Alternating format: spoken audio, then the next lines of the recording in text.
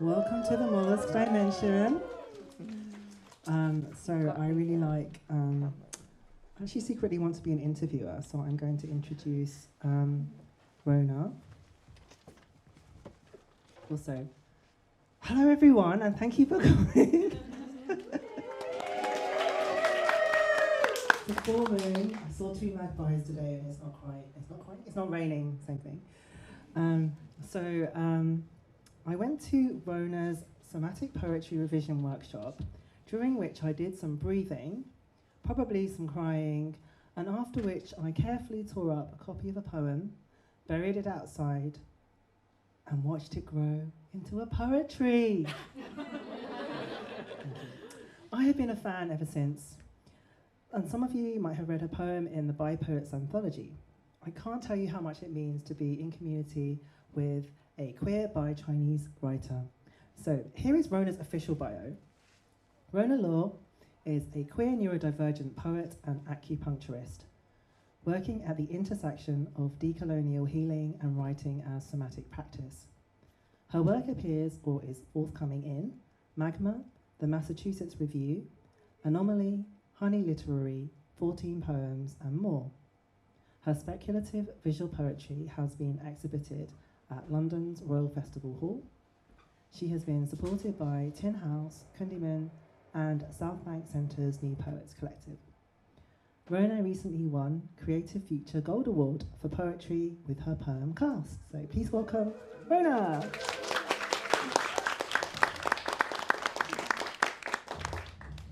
I forgot I had my own mic.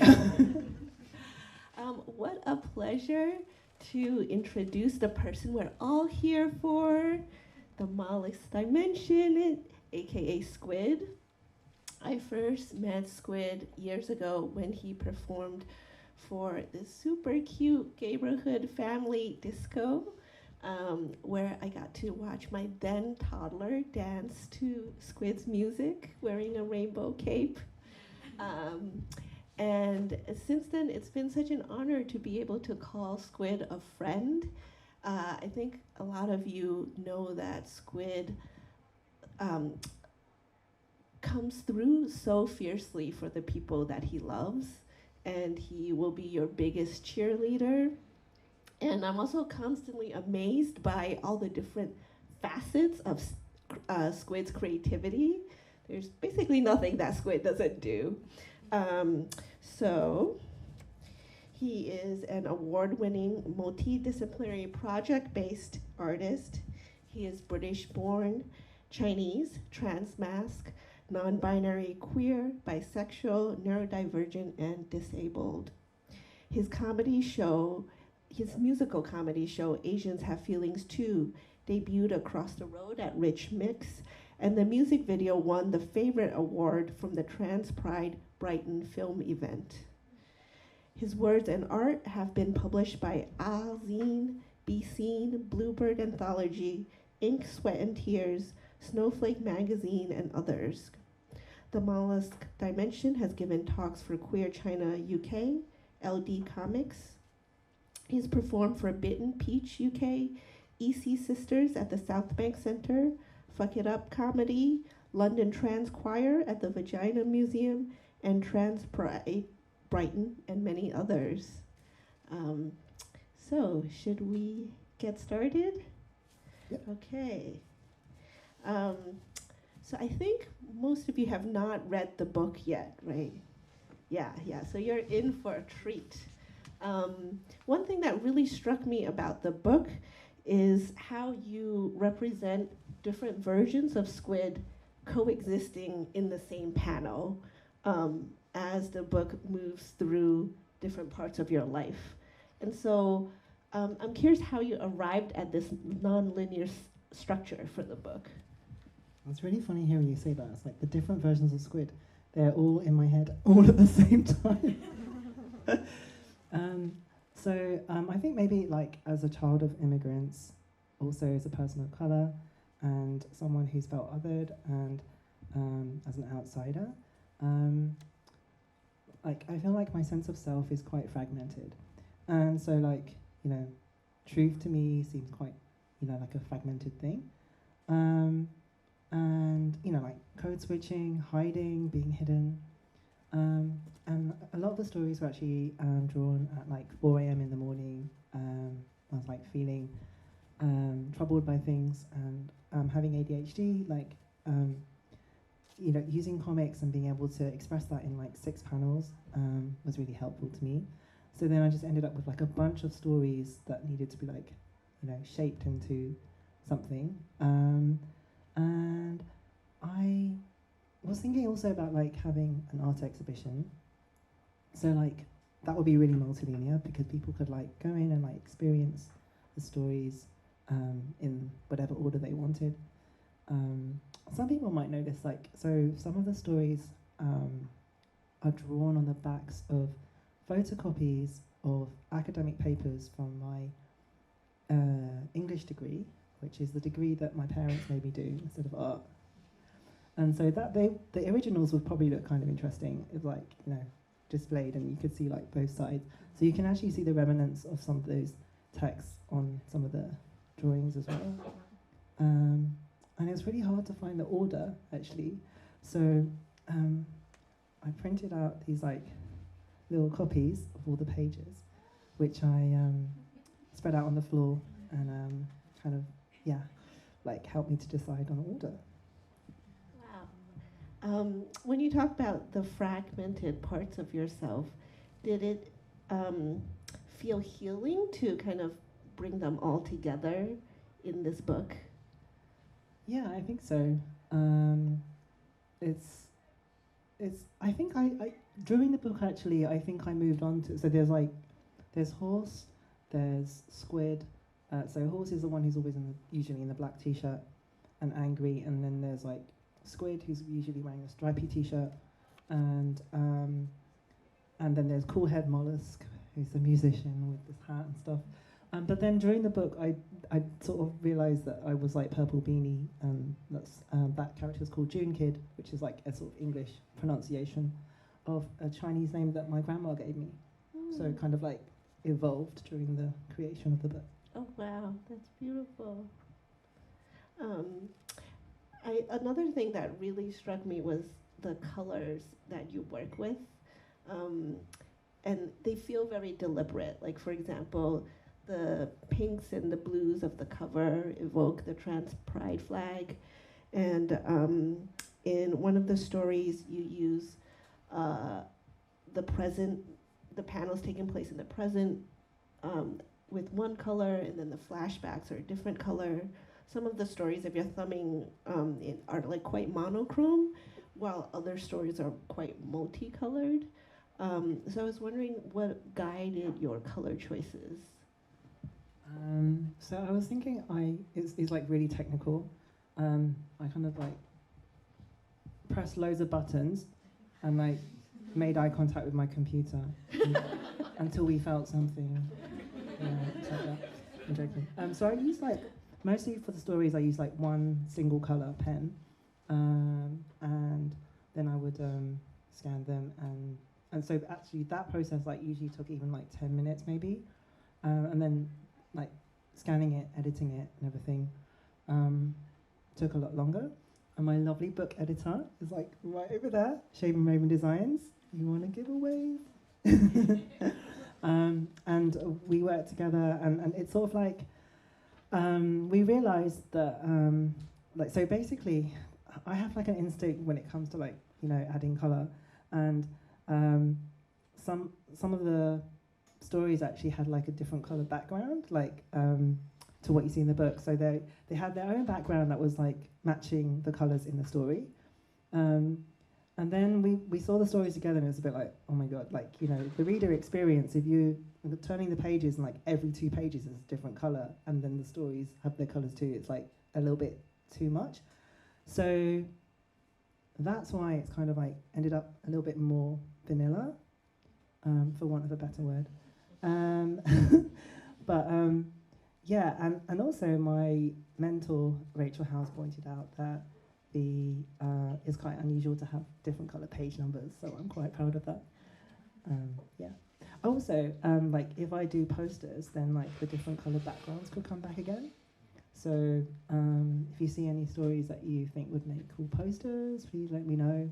Not only so that I can make money, even though it would be nice to break even. Like, I really like to make stuff that people might want to buy so that I can donate it to like fundraisers. Yeah, do good stuff. So it sounds like you put a lot of thought into what would make sense for the reader in terms of the colors. And I was struck by the many different ways that you like really thought about the reader in the book. For example, there's the chapter previews that give us a sense of what the themes are for the following chapter. There's a mental health resource list at the back of the book for readers who are struggling with any of the issues that are dealt with in the book. And there's also, you know, in the character introduction spread, you leave a square open for the reader to put themselves in. And then at the towards the end of the book, you have like a full page notice letting the reader know that the next story is the last story. So I just see so much care for the reader. And I was wondering if you can talk a little bit about your ethos as a creator and why you want to kind of put so much in for your reader. So now I feel a bit bad because everyone's like been flipping through, but there are content notes on the contents page.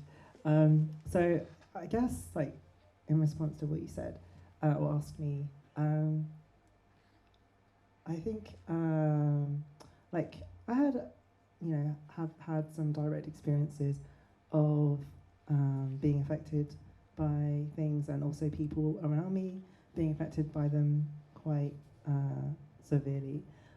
So I'm talking about events where there weren't any content notes, and there's like a live performance actually of things, and luckily that actually hasn't happened for a few years, but there are some really good examples of like, you know, community events where people encourage content notes, and I feel like I've ruffled feathers sometimes by approaching organisers afterwards, but you know, like, also I get that because, you know, you're running an event and then someone complains afterwards and it's annoying, but like also I've had some really good conversations recently, and I'm trying to be more patient as well because, you know, sometimes like you reach out to people and they're not very on board at first, or they don't understand, and then we sort of have a conversation about it. And a good example also like is this new queer magazine called Snowflake, and so they have a content notes page followed by the contents page, so that if you don't want to see the content notes, then you don't, you know, you can just go into it. So that's quite interesting, and I kind of like see it like, you know, like preparing food, like, so like noting allergens, like, you know, not everyone is allergic to nuts, but some people are, and so it's not a perfect system. But yeah, so I was helped out by my sensitivity reader, Iris Young, oh, the character cards. So the character cards, there's actually a workshop. That's some of them on this page here. I had a lot of fun doing those. Or should I? No, I said no. I got all the characters to write all those. It definitely wasn't me doing like, you know, 32 different types of handwriting. So there's going to be a workshop given by Shaded Writers. They're a QT BIPOC online writing group, and for a few sessions they've been funded by UK Black Pride. So the poet PJ Samuels is going to give me a mini interview, and then there's going to be a little workshop where people can make their own character card. That sounds really fun.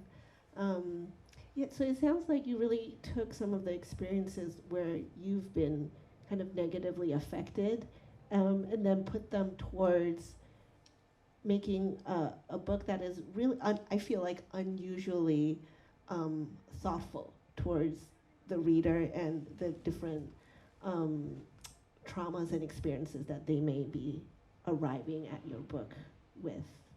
Um, so let's talk about your own self-care. You talk in the book about how writing music helps you cope with anxiety and grief, and then we see you put it into practice when you represent a family loss via an operetta. So it's literally a musical interlude in the book. And I was curious about how, like,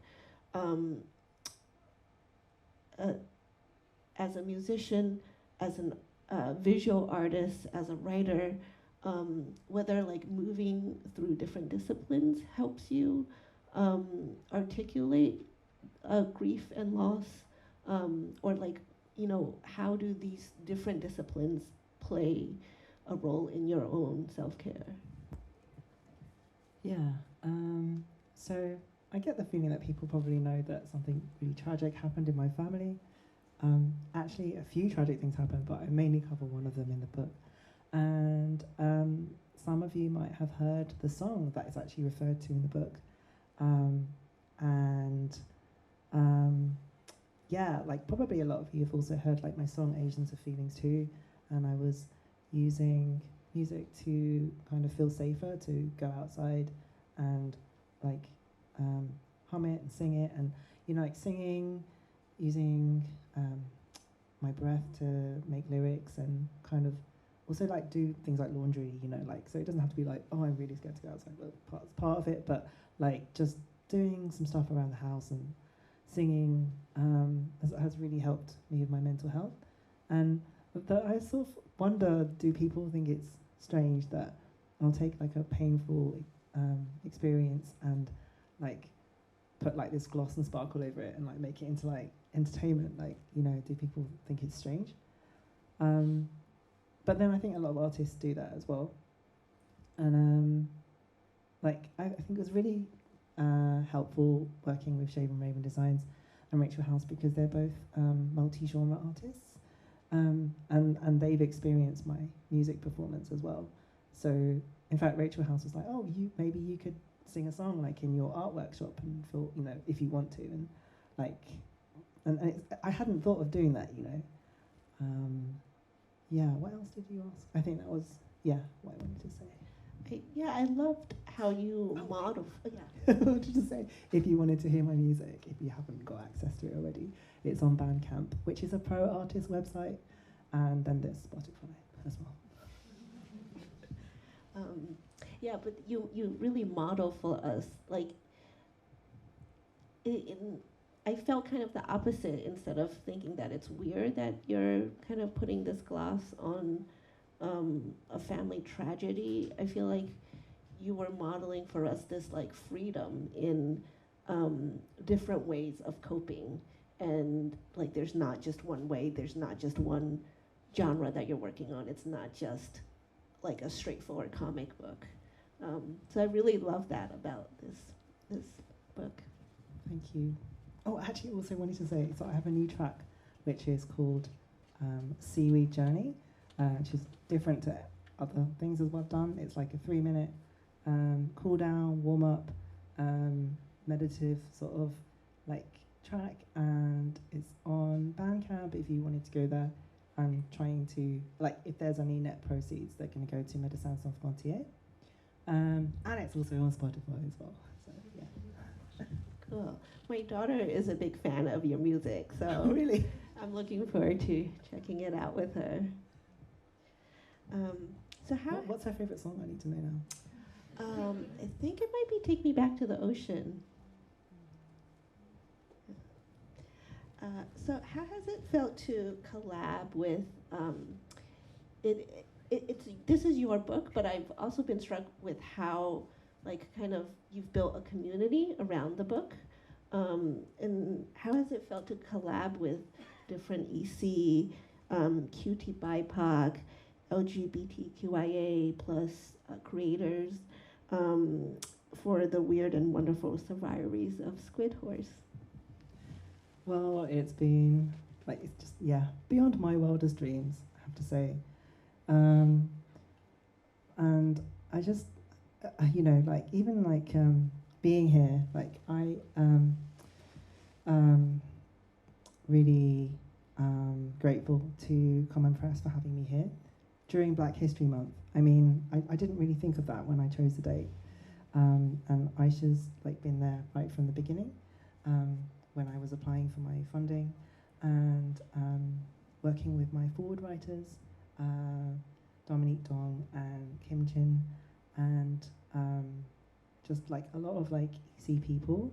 And I think it gave me the confidence also to like go to other events and talk about the book. And it's really weird, but like I guess it kind of made me more interested in other people's work too, because I felt more confident in myself. I was more interested in other people's work, in a way. It's just I don't know. I just don't think I would have believed that I would be here a year ago, because I was still like drowning in funding apps.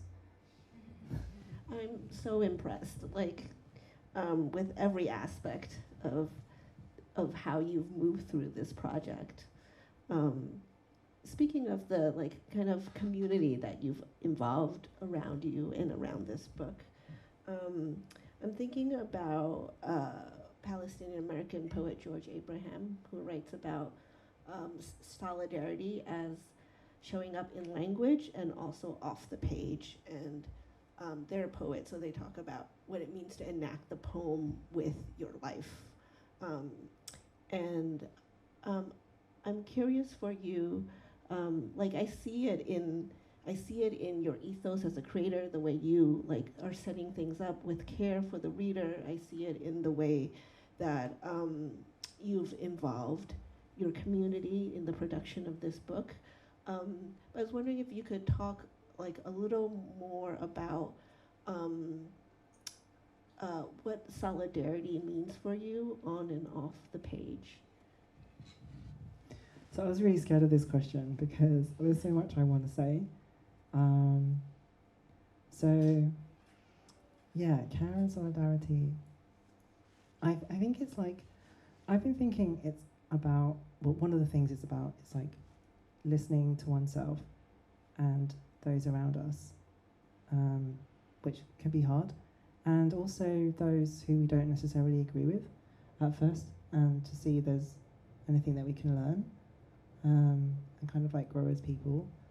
I want to talk about the opposite of that, which, you know, like, you know, the definition of a tyrant is somebody who doesn't listen, and obviously we're seeing that like in the UK government and the governments around us and their inability, well, they're just not listening to millions of protesters, and you know, just ethnic cleansing. And you know, care and solidarity would look like freeing Palestine, freeing Congo, Sudan, Haiti, and that's also why I really wanted to be here in Common Press, because oh, hi Dominique, my forward writer, looking very glamorous. Yeah, I really respect Common Press for just being really obvious about their pro-Palestinian stance, and just, you know, just really feel that very deeply. And like many other people, I am eagerly awaiting the inaugural White Accountability Conference. Are we all waiting for that? Someone else is waiting for that? We could be waiting a long time, right? Yeah, care and solidarity. I was also thinking today, care and solidarity would also look like Nigel Farage eaten by moths. Right? It's a comforting image to me. My lonely nights at sea. And yeah, I'm just really inspired by the humbleness of people around me as well, because you know, not all cutie BIPOC and BIPOC are like amazing at accountability and solidarity, but like I have experienced a lot of it from people around me, and also from some white people as well. Thank you.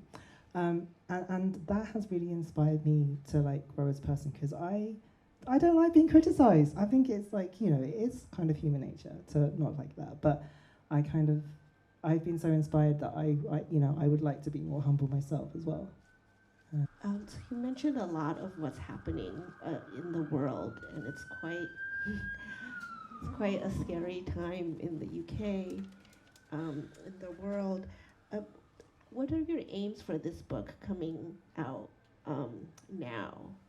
And then separately, I guess, how can people support you in these aims?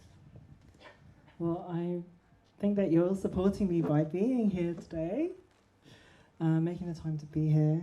Really appreciate that.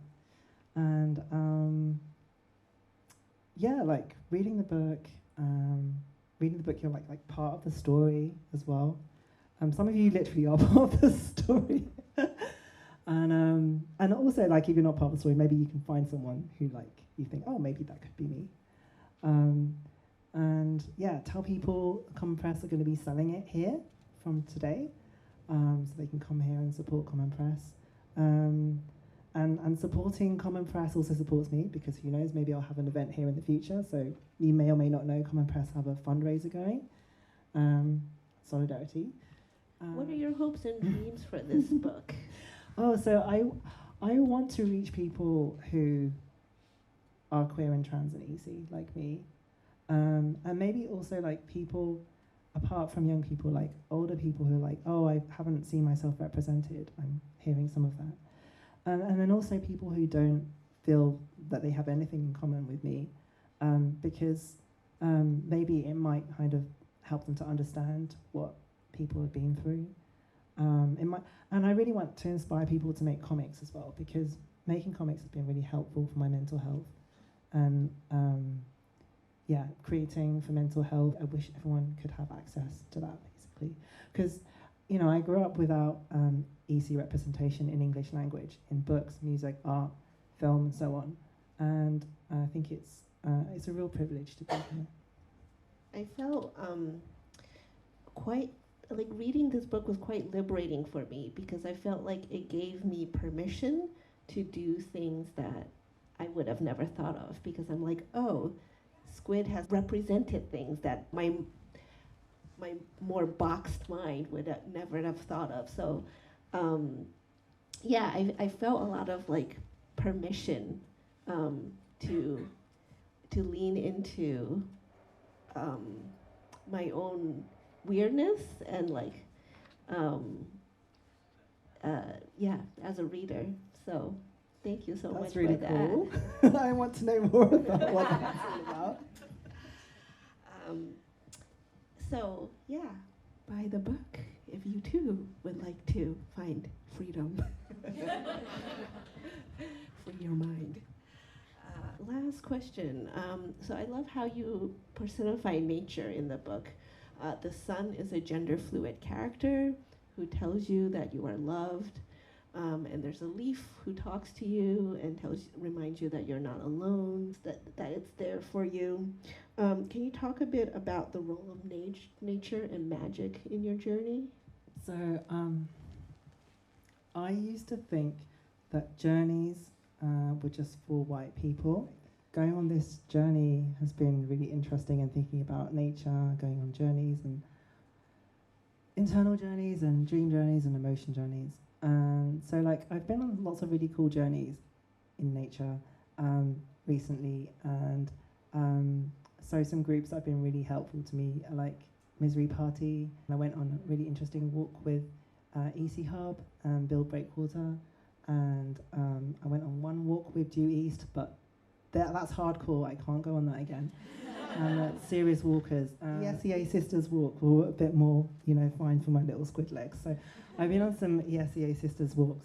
You know, it started off with me just like taking photos and writing songs while going on walks just by myself. And then now it's kind of, now I realise that I can find other people to go on walks with. It's especially significant as a British-born EC person to go on walks with other EC as well, to sort of decolonise nature. And also, yeah, like nature it holds a lot of magic, and you know, no amount of, you know, ethnic cleansing is going to hide the fact that, you know, climate change is happening and we need to look after the planet. And I'd like to think about that more too, because yeah, I use a lot of nature in my stuff, but maybe I'm not like as nerdy as I could be. Maybe that will happen. But I do have a song about nature that I would like to share with you. Would you like to hear a song? Yes. So it's called Take Me Back to the Ocean. and some of you might know this. Do you want to sing along? So I wrote this in 2019, or maybe earlier.